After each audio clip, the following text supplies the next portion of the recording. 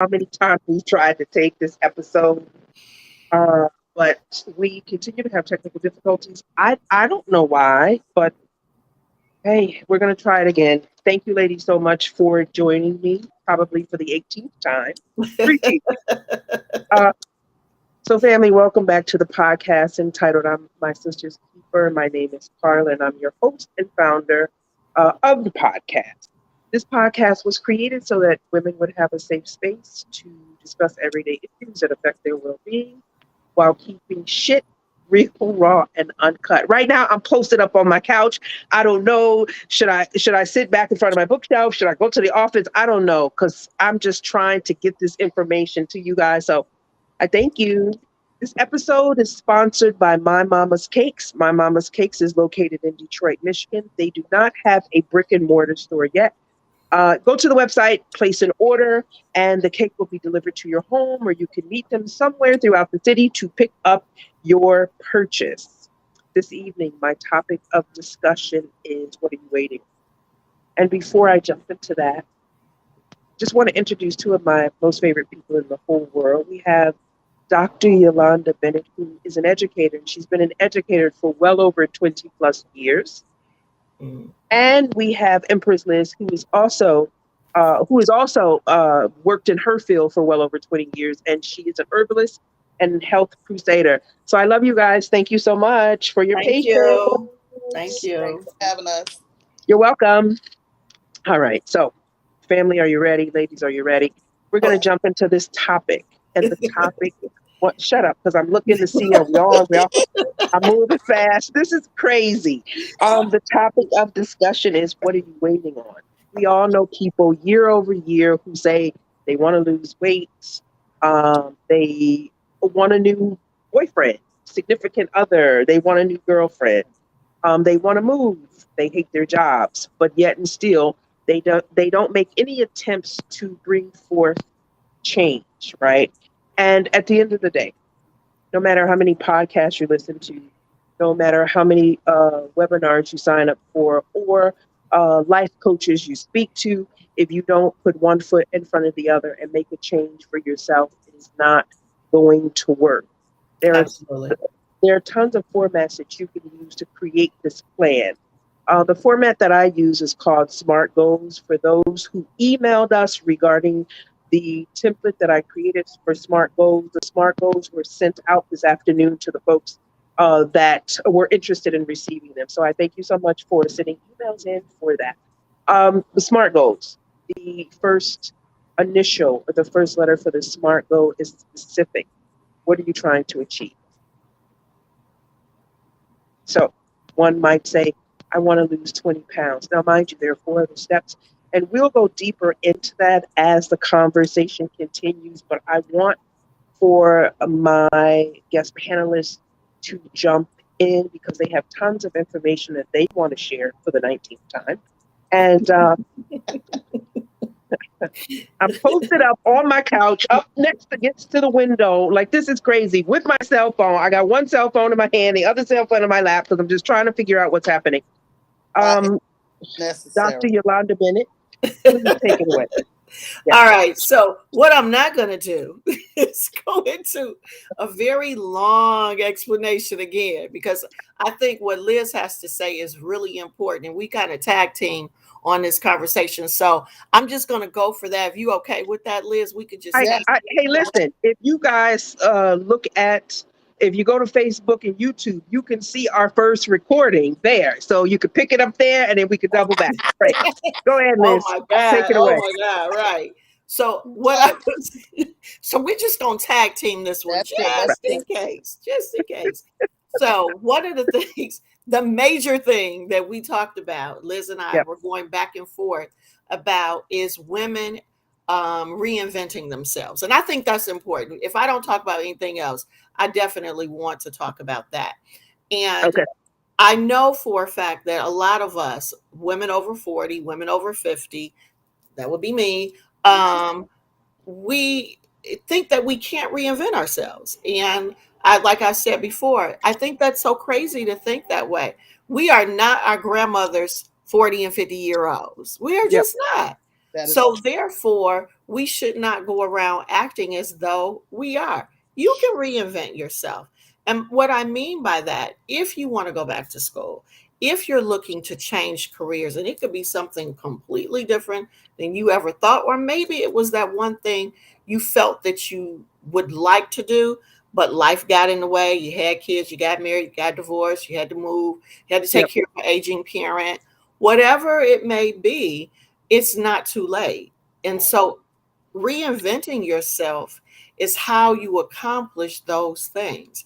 And I always give the example of me going back to school. I got my doctorate in 2018, but I started in 2015. And I thought I was going to have it by age 50, but that didn't happen. And I wasn't sad or anything about that. It's just that I had kids in college, 2 kids in college, actually. And I wasn't really financially able to do that. And sometimes that's a factor. But I knew I was going to do it at some point in time. So, Dr. Bennett, I'm sorry for cutting you off. We have a comment that came in. Doctorate degrees, how expensive are they? How are expensive what? How expensive is it to get a doctorate degree? It can be very expensive. It can be very expensive. But more than the expense, let me just say that, because that's a great, great question. I think you have to figure out the program first, what's best for you.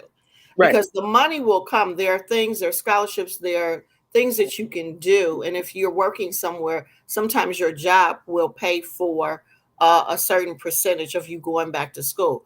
But what's important is that you figure out the program. And I'm not going to say everybody knows what they want to do, but let me take it one step further. You need to know the length of the program. Because when I first, she's gone again, when I first started doing my research on my school, the first school that I came, I loved the program. I was ready to go, had everything signed up. And they told me the program was 9 years. Wow. Well, I just said I was over 50. I'm not going to 9 years, 9 years in a program. Yeah. So even though I love the program and it was a good price, and usually, thank you, Carla's back. The program usually that particular program was $60,000 for the entire program. I was okay with that. I could budget that. I knew how to get funding, and I knew my job was going to pick up some of it. So I was okay with that. But it was 9 years. I couldn't do that. That's a long time. I searched out another program. It was shorter. It was 3 years, but it wasn't quite what I was looking for. And it was $45,000. But it wasn't what I was looking for. So my third program, the one that I actually finished, that was $75,000. But it was 3 years on the dot. Right. And dissertation was done the entire 3 years that you were in the program. So you didn't have to wait to the end like most traditional programs where you got to wait, you got to finish all the coursework and then you start your dissertation. No, my dissertation was second semester on. And so I made the sacrifice to do that. My husband was like, but I took out some loans. I did, because you can take out loans. And I did take out loans for that because I didn't have $75,000. I'm gonna tell you that now. Didn't have $75,000, but I did take out loans to assist me in that. And that's what I did. That was the sacrifice I made. I'll just say that was the sacrifice I made. That's that. And I just wanted to ask you. So was it a more like a more concentrated program? Like, was it a little more intensive because it was a shorter period of time? Right. You know what? I think what it is, and which is the beauty in it, I think now we no longer need 6 years to 9 years to finish a doctorate or to even do your dissertation. And some programs now are cutting that in half because like 6 to 9 years is pretty traditional. It is definitely traditional. Right. It's traditional, but I'm not 25 years old, you know. So I can't do it. I couldn't do a traditional program. And if we're talking about, Carla, your listeners, your audience, most of them, I don't know if they want to spend 9 years, but it's That's what I'm really saying. not. It's not necessary. I will tell you the whole doctoral program in itself. It was traditional in one respect, but then in terms of the time frame, yes, it was more concentrated. Yes, I had to take 2 classes every semester, and Right. I had to write every semester. I had to research every semester. But I wouldn't choose to do it any differently. I think that worked best for me. So going back to SMART goals or whatever format you use some type of format to keep you on track. Child, yes. Okay. Wait a minute. I don't even have it in front of me. But I will show you one thing. I don't even have it in front of me. I put down everything in like a small journal for myself, because it was necessary for me Right. to, as we say, compartmentalize certain Right. things. I Exactly. had to, whatever time, say for instance, I know I was going to work from 8 to 5 or somewhere in that time. That was Yeah. work. Right. I didn't do dissertation work. I didn't do school work. I didn't do it. I did work. When I Right. came home, it was family life, right? So on Fridays, Saturdays, and Sundays, I carved out a certain block of time, and I like morning thinking.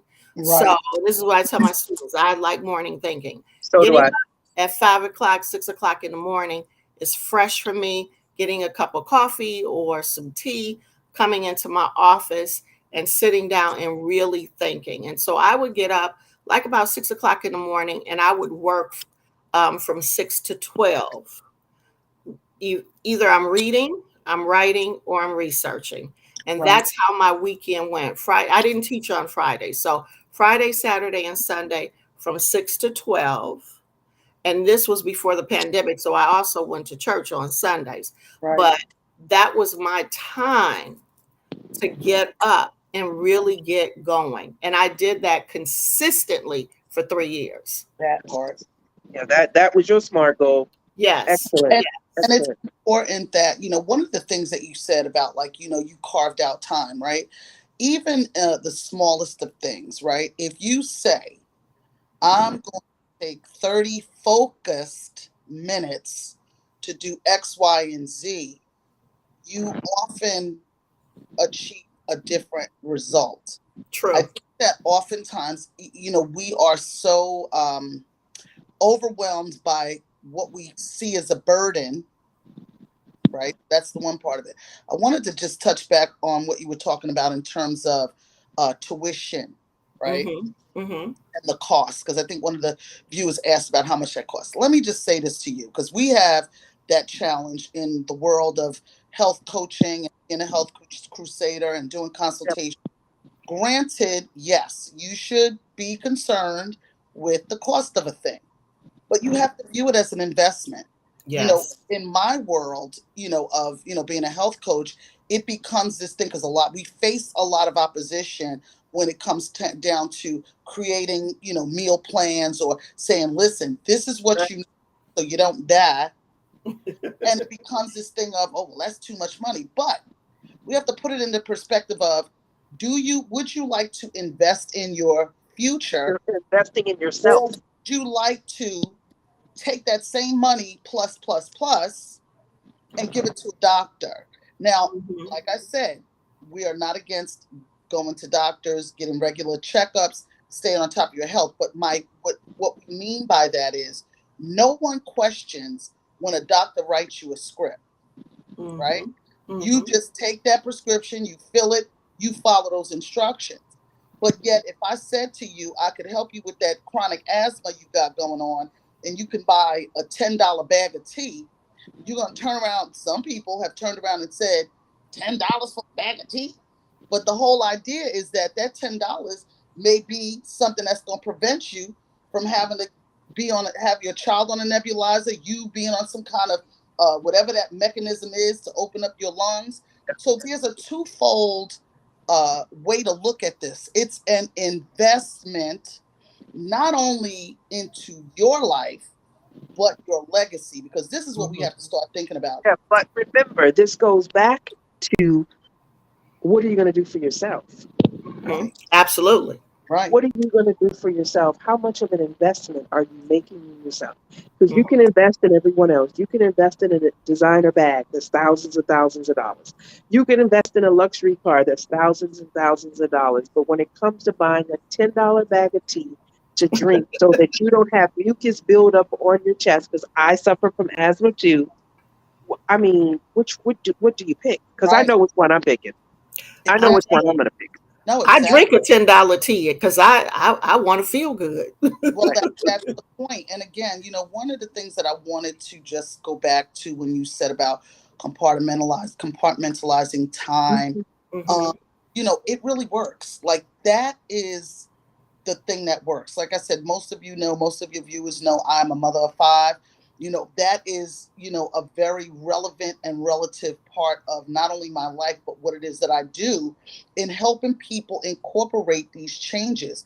The biggest thing that you were saying is that, especially when you talk about SMART goals, is be specific, because that's one of the main things, Right. aside from consultations that I may do that are specific, like someone I recently met someone the other day that had a diagnosis of, nodules on their thyroid. So that was a different situation. But when I encounter people who are like, listen, I want to eat better, I want to lose 15 pounds or 20, whatever, right?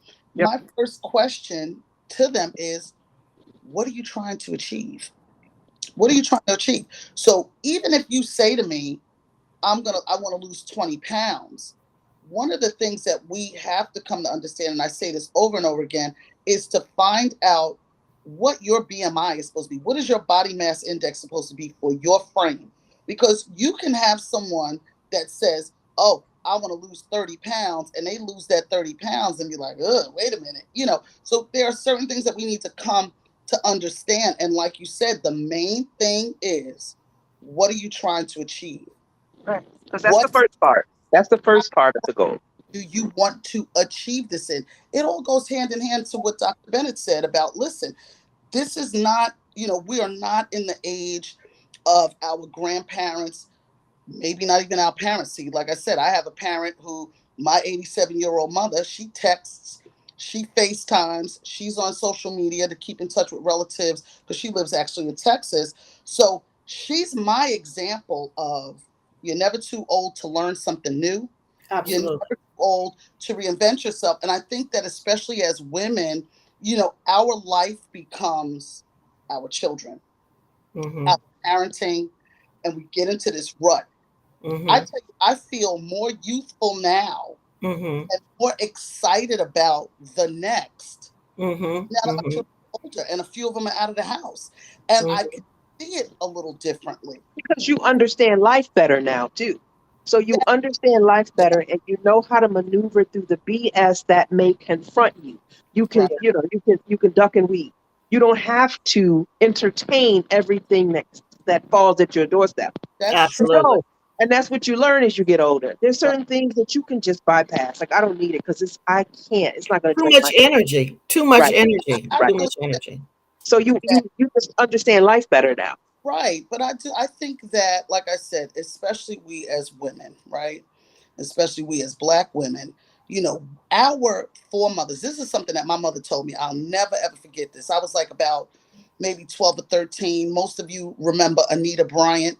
Mm-hmm. You know, okay. So I remember we were watching the news. We are, I grew up in a household that was big on keeping up with what is going on in the world. I hear people saying, I don't watch the news. Look, my mother said, look, you watch different sets of news so you could kind of determine what, keep up with what's going on. Different point. Yeah.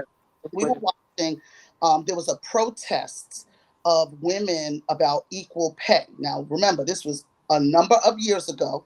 Uh, Mm-hmm. it was, a certain persuasion of women. I'm gonna leave it right there to be PC. And I said to my mother some comment about, well, we're sisters as women. We're sisters as women, and that whole I'm on my soapbox at 13, whatever. My mother said, look, let me just explain something to you, Miss.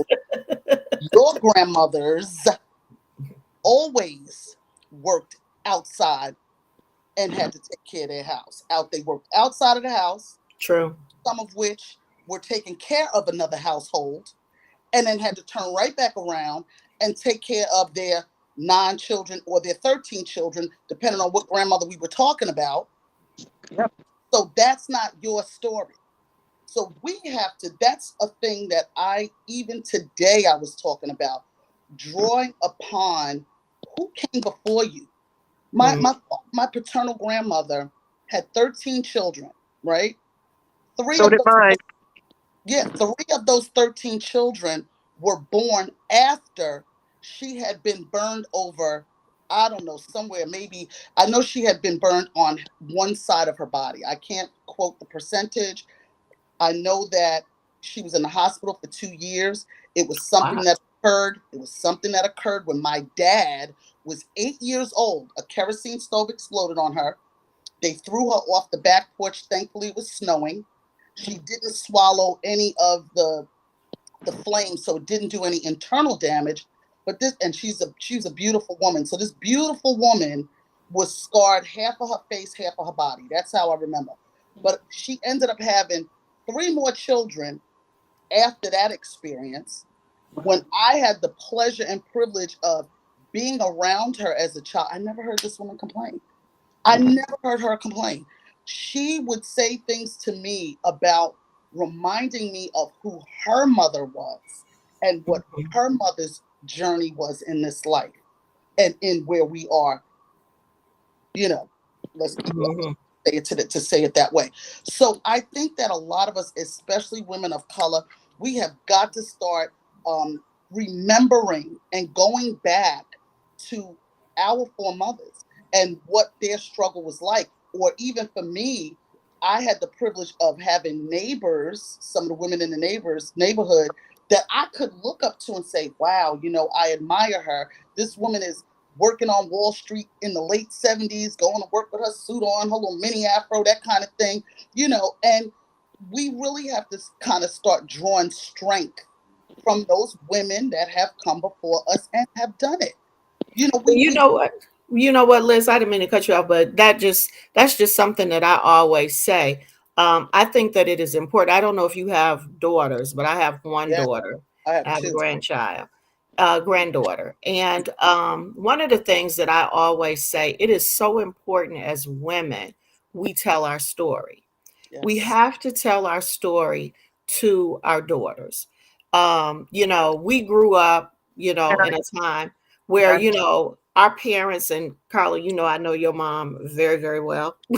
Our moms were best friends. Right. So things that we grew up with, we saw what our mothers did. Carla's mom has always worked. I've never known Carol not to work. She's always worked. And she's always had a good job, as a matter of fact. So, when you have that, and then my mom, she worked on and off as we got older. And one of the stories that I tell, and I say this, and I've told my daughter this also. The one time I remember my mom, we were little, me and my sister, it was just me and my sister at that time. And my mom wanted to buy a house, and she had told my dad, we're going to buy a house. We're moving off the east side of Detroit. I want Shout out to everybody in the D, okay? Right. Shout out to everybody in the D, okay? Hello. Right. Shout out to everybody in the D. Exactly. Right. So I remember my mom saying she wanted to buy a house. And my dad, he was very comfortable with living in my grandmother's 2-family flat. We lived downstairs. My grandparents and my younger aunts lived upstairs. So I don't want to make the story long. So anyway, my mom said, no, I want to buy a house. My dad kept saying, well, I don't know if we can afford it. I don't know if we can afford it. So my mom said, we're buying a house because I do not want my girls living in this neighborhood, and we're going to buy a house. My mother got a job working at Pontiac Motors on the assembly line. I don't remember that. She said, I am saving every dime I make. And she told my dad, she gave him an ultimatum. And my dad ain't good with ultimatums. If you all know my father, he ain't good with ultimatums. Yeah. But my mother told him, I'm going to save my money 1 year. She said 1 year. You got 1 year to decide whether or not you coming in with me on this house or me and my girls are moving. Right. My mother say for 1 year, when it came down to her getting that house, she told my father again, I got the money, I got the down payment. We're moving together, or you gonna still stay on the east side of Detroit with your mama. So lo and behold, my father ain't stupid. I bet he ain't. He Shoot. said we moving. not only were we moving, what my mother could afford, she was gonna buy what she could afford. But my father was like, no, we're gonna get a better house than that. He got on board. So I've always remembered that, my mother saying that. So that's my attitude. Even my husband today, he'll look at me, he was like, I don't even know why I'm asking you, because I know you gonna call me too. But I've taught my daughter that as well. Right. And I think we have to tell that story so Yes. that our daughters know. So as women, we don't get to this point where we feel like we can't move forward. Right. You Well gotta said. share Well that said. story. And, You gotta and it's share the story. right. And I'm so glad you said that, because I have to tell you, I want to say, probably the last 2 months, I have, and I'm gonna try to be real dry when I say this, and I say that because I'm a water bucket. I get emotional sometimes, Uh-oh. Oh, but I have to tell you, the last 2 months, I have come to understand some of why I struggled the way that I have. Oftentimes, especially with women of faith, we always say, your testimony gonna help somebody, what you going through, and that, all of that, right? I have actually been able to see it manifest itself on several occasions, even as recent as this morning. And, those are the things, and that's, again, like you said, those are the reasons, again, why we need to share our stories, or even acknowledge that we have one, Right. Right. because, like I said, Carla watched me raise 5 children. May his soul rest in peace. Their father was, like I said, traveling the world, touring the world, playing music, was not very present in the day to day. I did not, like I tell people, look, I worked. I couldn't get certain types of assistance, but I made it work. And I never had the attitude of, not to say that it didn't get to be a pressure, or it didn't, at times concern me when I found myself in certain situations, like facing eviction, or having to, running low on groceries or something, or having to prepare to get school uniforms and things of that Right. nature. One of the things I can always say is that I knew God was going to provide and make a way. Now, a lot of us, like I said, that are of faith, we will say that, but we don't always believe it. And I can truly, I had a woman that I'm very closely connected to, anointed woman of God, and she said to me, one of the things that I've always admired about you is that you could sit here and share a dilemma that you're facing, but you still have this joy in your spirit. And I used to tell her, I said, because what I know and what I stand on is that God is going to make a way, right? amen. Timing. And I think about, we are always taught to think about the people that are less fortunate than you. Well, they are not the only people that I thought of in those instances. I thought of the people that may not have as dire a situation going on, but they didn't have the confidence and the presence of God. Absolutely. Absolutely. That is the thing. And, like I said, I love being a mother. I have learned I want to really honestly be very honest about this. The last 2 years have shown me how to cut the umbilical cord in a way to let them live a little more freely. And I say that because, as free as as much freedom as I've given my children to live and to be and to make their own decisions, there was still a measure of involving myself in things I should have just went like this and let them. So I've gotten a lot better in that. It's super freeing when they tell me that they're grown, and I'm like, that's right, you're grown. Get out. kind of thing. And that doesn't mean that, calling those, that doesn't mean that I won't be there to assist in any way that I can. But what it does is it makes me more comfortable in stepping out of it, letting them figure it out, and just really learning what I want my life to look like. Absolutely. But you Absolutely. also had people who helped you along the way. Because I remember, and this is 28 years ago, how I would get off of work, I would come by your job, I would pick up your baby, who is my baby. I would pick him up, I would take him to the house, I would give him a bath, I would feed him vegetarian meals because I knew not to give him meat, and put him to sleep. And you would get off, you would go to your other job and get off work at probably 2 o'clock in the morning. I would come and let you in. We would all sleep together, and then I had to get up to go to work in Manhattan. And we did that for, I don't know how long we did that. Oh, wow. That had to have gone on at least 3 years, because that was a blessing. No, it was a super blessing. But I'll tell you one thing. I'm sure you helped me primarily because you saw me helping myself. And this is what I tell my daughter. See, my oldest daughter has children, and she is very apprehensive at times to ask for help. I know what that feels like, and I know what it looks like. And I said to her, you can't be that way. You have to let close to you know when you need help, because what happens, we're watching you be this for nothing, because she's a great mother. But at the same time, sometimes you wait until a problem is so mountainous that it may be a little, and I know what that is because I used to do that. I used to sometimes be so proud to, to ask for help. I'm not like that anymore. I'm like, neither am I. Any of the help that I've ever received, which was a lot. My mother used to get off work at 4 o'clock in the morning. This is when I got into hospitality. She'd get off at 4 o'clock in the morning, come straight to my house, wake the kids up, put them in the car, take them to her house, because I would have to leave at like 5 to go to work. She'd come up, put them back in the bed, and then wake them up at normal time to get them ready for school. We had, people picking them up, relatives. My sister, shout out to Sandy, Sister Sandy, Cassandra, Minister Cassandra Williams.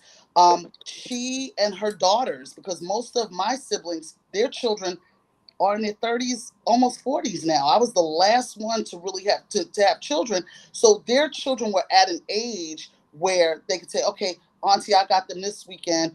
And I would make sure I paid those youngsters, because ain't nothing worse than trying to get somebody to keep your kids, and you one of the people that don't pay or don't pay on time. And and my whole position was, it doesn't matter that they are my nieces. It's more important that I pay them because they're my nieces, so that I show, the value of. I never took a nickel from you. You never took a nickel from me. I never took any money from you. I never took any money. That was just stinky. I was on the phone with him the other day, and he said, "Oh, tell Auntie Carla I love her." Sounding like a grown man. Well, he is a grown man, but that was just stinky. And I think our dynamic was different because we were like in the trenches, sisters at the time. You see what I'm saying? But when we're still sisters, but what happened was, I remember meeting you, and we met before you had children. Yeah. And you were always fabulous. You always were fabulous. And then you got involved with the international reggae artists. You had babies, and you had my Stinky. And then I just remember him traveling overseas so much. And it was like, oh my God, like, how can one person do this? And so when I would see you, I felt compelled to help you. And to give somebody your baby, like, we knew each other, but I don't know. I would be like, I'm not passing my boys off that easy like that. But God is. But God is. God is. And I just had to help you. And remember the area that we lived in. Oh, it was fabulous. Right, it was fabulous. And there was a minuscule amount of us, so we all kind of gravitated toward each other. So that did affect as well. And that's another thing. Like, we don't. It's really sad. I think that with all that's going on politically, right? And I'll keep it right there. I'm gonna be PC. Keep it right. I think that we really need to get back to some of the old ways of how we used to be as a people. You know, my mother, most of my best friends from childhood were children that my mother babysat while the mothers were going. It was kind of like that workforce, situation. My mother, I can remember like once a week, caseworkers would come. They would do arts and crafts and stuff with us. But again, those were my childhood friends that I actually once said I was with this weekend, because we all tried to be community, But and you now, know what, Liz? The thing is, I agree with that. The problem is just like I said, we don't share our right, stories. right, And I make it a point. I work from home 2 days a week. And those 2 days are very important to me that I spend time with my granddaughter. And I work from my daughter's house. Because I don't do it because I have to. I do yeah, it because I want to. Because I know that someone, I had my grandmother who watched me when my parents worked. When my mom, she was a stay-at-home mom up until, like I said, she wanted to buy a house. get that house, but but she did work off and on.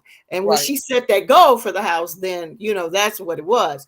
But I had my grandmother, right. and I stayed with my grandmother a whole lot. Shout out to Miss Jackson, I who was know a Christine matriarch, Jackson. who was Mwah. a matriarch, Yes, one of the matriarchs of our community. When I Right. tell you she would cook, absolutely. we would smell the food from miles around. Mm-mm. And Everybody on Charlevoix. we would show up at her house and she would feed us. Yes, She would bake cakes and would tell us that she was baking cakes, and we would See? line up in front of the house for her cakes and her biscuits. And I'm telling you, See? let me tell you something. We couldn't wait because we would line up for her biscuits, and she would just fry chicken. She was always a cooking. fish, frying Right. fish, And man.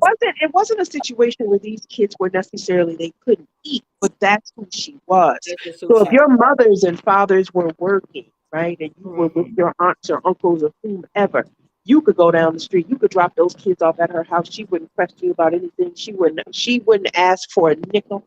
Right, She was cooking, and it just got to the point where we would knew that she was cooking something, and right. we would And she line up said in she front would of her. always tell you, "It's plenty. I got a garden. It's Yeah, plenty.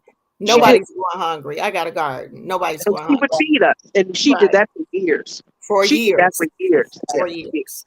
So And I that's think, why I say, so I agree, Liz. I think that we do need to get back to that. And I think that if we start working from that point of view and right, talking to our daughters, talking to your sons about it, Yeah. letting them even understand right, what it is to be a woman, what it is to right, be a woman, and the right, sacrifices and the things that we have to make in order to make this thing go right. right. I think that's important. And so I know we're kind of off the topic, but I'm just because we can go on, we can philosophize Right. all night about Yeah, this. But I do think that we have to be what they say, we have to be intentional and about deliver. everything Oh we God. do. Well said. Well Be said. You have to intentional be about it. intentional. So if you need to tell your story in order to get to that next level, tell your story, because what Because happens is people will start saying, well, shoot, well, let me help this sister out. What is it that I can do for you? What do you need to do? Or sharing resources with one That's another. important. You know what And I'm your saying? life is much more than a story. It's a library. Oh, right. oh, And I oh, oh. Can I write that down? My get story? You right know quick. what? I heard a psychotherapist, Say it Patrice one more Ware, time. I I think didn't is catch her that. name. She is outstanding. And I listen to her every day. She's like auntie. I'll send you guys her link.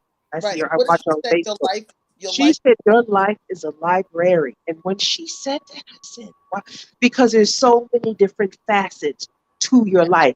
You I could go back to 1986 and you have books and books on your life at that time. True. You could That's go to true. 2021, 2019. I mean, just pick a year.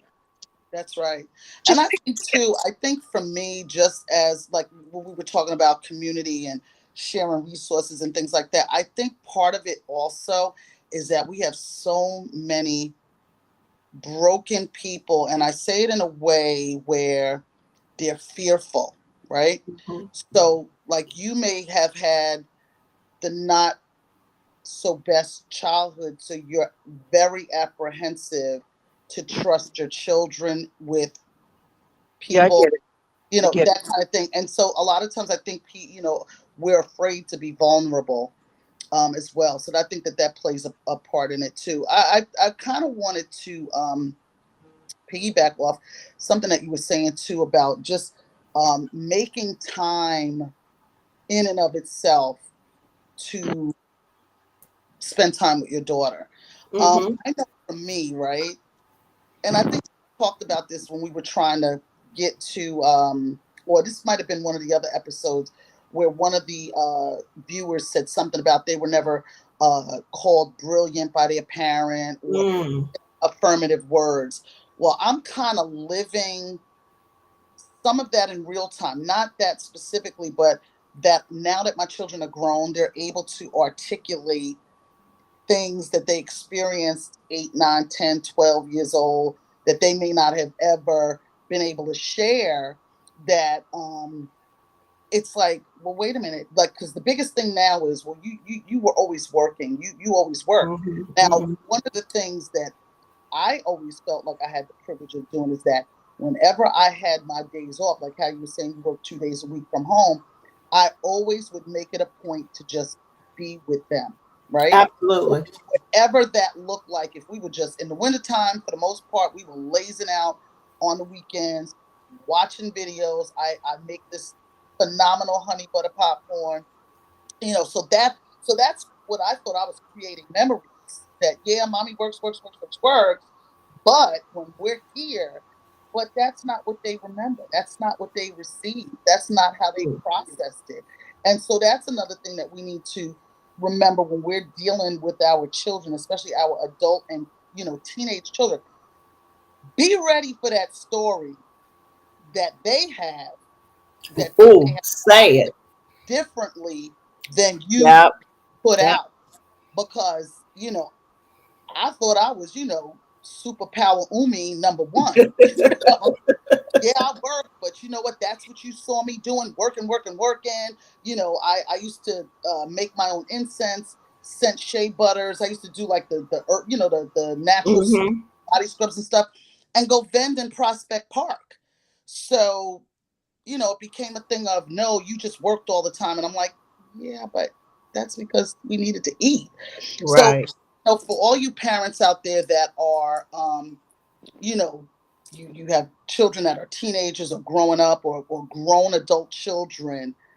And it was something to one of my sister friends and I were talking about. She was like, we have to learn to apologize to our children because, again, and I know people probably say, apologize to my children, but I had to find myself in that spot. I had to mention that to my children's father, again, rest his soul in peace, because I think that we get to a place where we're like, look, I did the best that I could do. Yeah, you did. You did. But not, it's not always that the things that we feel are benefiting them that they receive it that way. Right. So Or be even really need it. Or That's or even well even said. really big, need it. Well right. said. And so, just be ready to hear their version of events. You know, I have this common saying, because again, this has been like the last 2 years personally that I've been getting it back for my children. Well, Mhm. mom, da da da da da. You didn't always listen, or or the biggest thing is I always focused on my oldest, and because he was trying to be out on them streets, and I said, well, did it ever occur to you that I trusted the rest of you to do what I needed you to do? So that's why I didn't feel like I had to always be on top of you that way. But again, that was a moment, not only a pause, but that was a moment where I had to say, you know what? Well, I apologize that you Because were. they didn't see it like that. It could have been a situation where they saw you were favoring him That's more than exactly them what because turned you in. spent more That's time running after exactly him. what But turned little in. did they know. Yeah. Right. Right. And so it's funny because the other day, even Haru and I had a conversation, and I said, well, look, I'm going to tell you like this right now. I have come to understand my place in all of your lives right now. So pardon me, but mama gonna live now. Mama gonna do, Umi gonna do Umi right now. I will be there always for you guys, but I'm the priority now. Absolutely. I got you guys. Say it again, Liz. Say it again so women can understand it. You are who? You are what? Priority. Okay. And I'm not gonna feel a way about being that way. I'm not. Absolutely. I love them. Anybody that knows me knows I was living straight up living for my kids. And I said that to him. I said, did it ever dawn on you that when you guys was up till 1 o'clock in the morning and I had to get up 3 hours later and got up 3 hours later, didn't miss a beat, went to the train station because I was traveling public transportation at the crack of damn dawn. Yep. Did you think about that? Can you go back to that for a minute? Yep. And again, I'm not expecting them to feel sorry for me or anything like that, because in their mind, Umi is strong. Umi could get, Umi, you strong, Umi. Yeah, Umi is strong. But even the strongest foundations get cracks in them. Absolutely. Like, come on. So, I've come to, that's been my journey the last 2 years, is really being able to share not only my story, but my lifestyle in terms of healthy living. This is such a good time now that, unlike prior even to COVID's outbreak, that I would try to have conversations with people and say, hey, listen, I could help you out with that. And they'd be like, oh, okay. Now everybody's on this vegan kick, but you going to eat processed food. I'm confused. Listen, you have been eating healthy since 1990. You used to take me into the village. I can't think of the name of Eva's on 8th Street. Yeah, and you would take me to the raw foods, and I would be like, "What is this? And why I can't? What is this? What is this? I'm not eating that. What is this? What is that supposed to be? What is this?" And we would. You used to juice and make smoothies. That's no. I've always juiced. It was some of the raw options, and I was like, I don't think I'm ready for that. But this was years ago. But this was years ago. I mean, I was eating rice, beans, and all that stuff years ago. This isn't something new. This isn't anything new.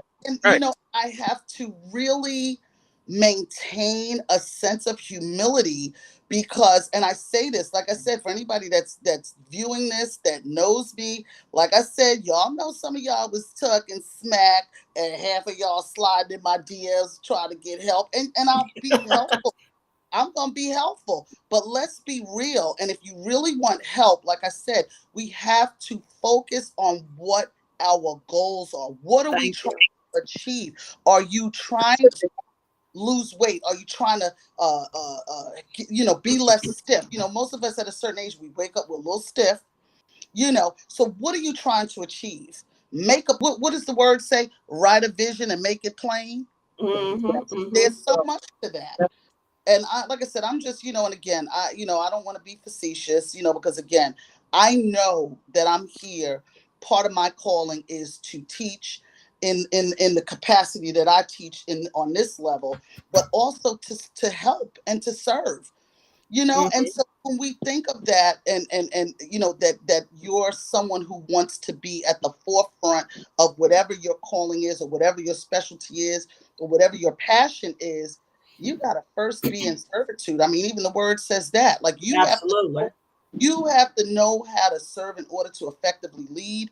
I stand on that as well. Even the assignment that I'm on, one of the young ladies said to me, she said, and quite frankly, I don't know what specifically she was talking about, but she said to me, oh my God, since you've been here, everything is just running so smoothly. And I said, well, I thanked her and everything, but I said, part of it is your willingness to receive it.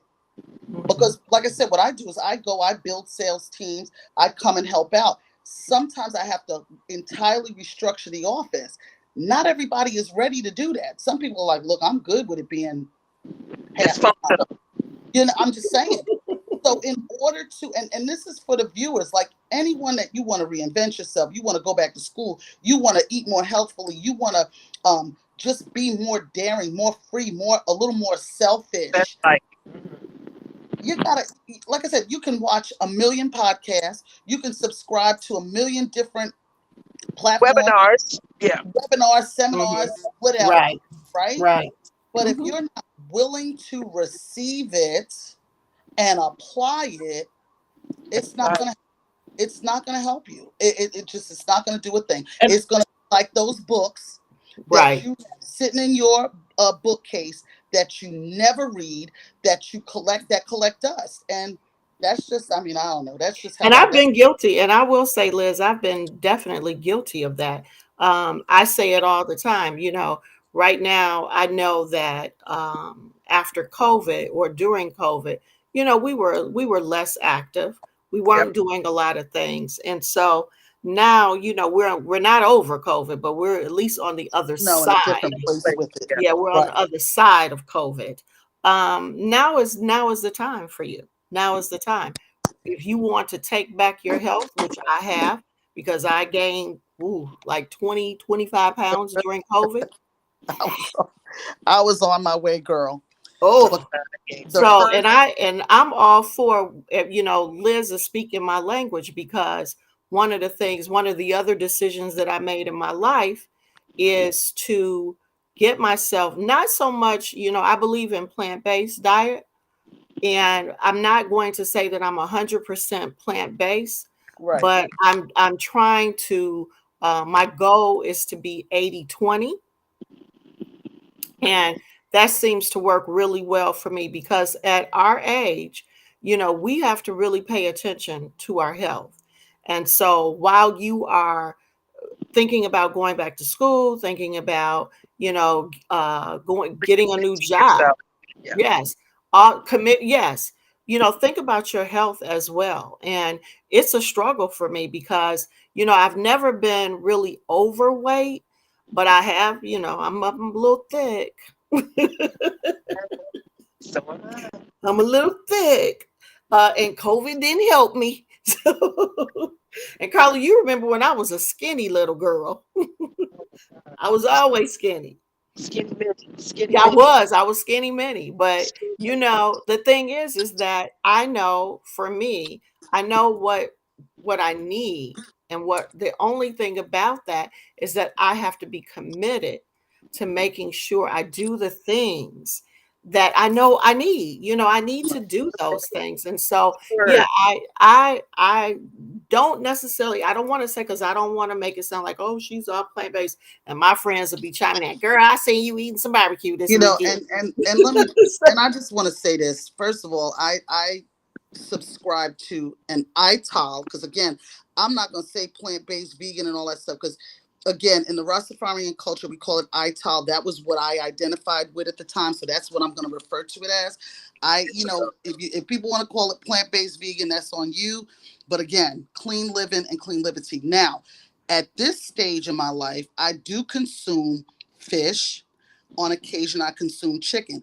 I don't beat people up about what they eat, because at the end of the day, you could be plant-based and you're eating all processed foods. This is what I keep trying to educate people on.